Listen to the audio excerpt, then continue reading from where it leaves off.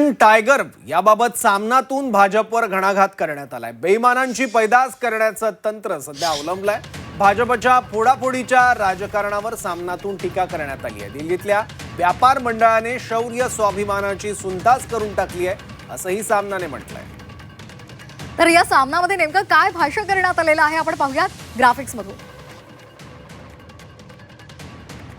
महाराष्ट्र असेल नाहीतर बंगाल, सर्वत्र याच पद्धतीनं बेईमानांची पैदास करण्याचं तंत्र भाजपनं अवलंबलंय।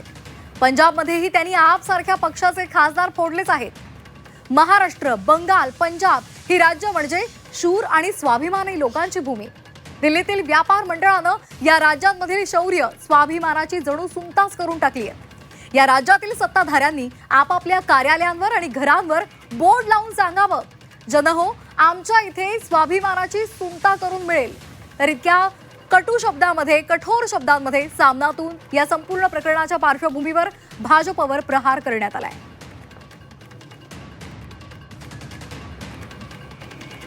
भाजपच्या फोडाफोडीच्या राजकारणावर सामनातून प्रहार करण्यात आलेला आहे। भाजपवर फोडाफोडीचा आरोप करण्यात आला।